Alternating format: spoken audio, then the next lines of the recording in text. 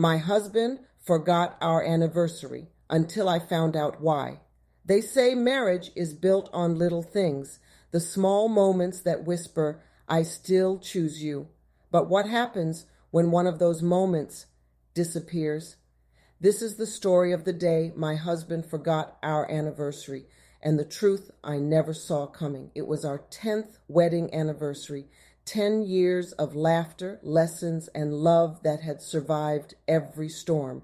I woke up smiling that morning, imagining flowers on the table, maybe breakfast in bed, maybe just a quiet, happy anniversary, honey.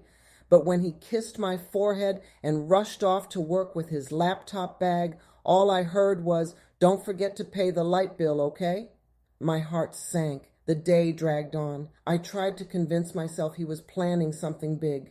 Maybe a surprise dinner. Maybe he'd pretend to forget, only to make me cry with joy later.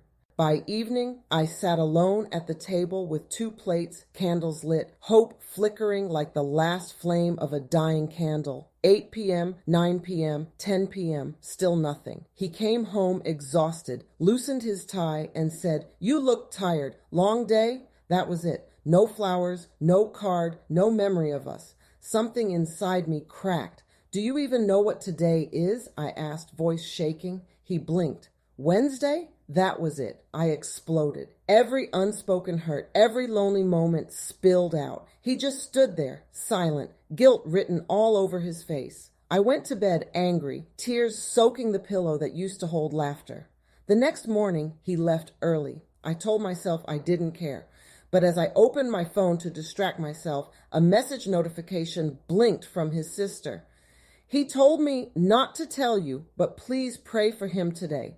My chest tightened. I called her. That's when I learned he hadn't forgotten. He had spent the entire week driving to the next city for hospital visits. His father had collapsed from a stroke 2 days earlier. He didn't want me to worry, so he kept it from me. My anger melted into shame. I had accused him of forgetting me when he was fighting to keep his father alive. That night I waited by the door. When he came in, exhausted and quiet, I just held him. "Why didn't you tell me?" I whispered. "Because I know how much this day means to you," he said. "I didn't want to see you hurt twice." I broke down. We both did. We never got a fancy dinner that year. There were no pictures, no gifts, no candles. But what we did have was raw, unfiltered love, the kind that grows in the soil of understanding. That night, we prayed together. We thanked God for mercy, for family, for a love strong enough to survive misunderstandings. I realized something powerful. Sometimes love forgets the date, but it never forgets the heart. Maybe you felt forgotten by someone you love.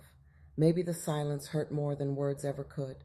But before you give up, pause and look deeper. Sometimes love is still there, hidden behind fatigue, fear, or quiet sacrifice. Forgive quickly, listen deeper, because love that forgives always finds its way home. I'm your narrator from Jedim Network, where every story reminds us that healing begins with understanding. Subscribe, share, and remember. Every story has a purpose, even the painful ones.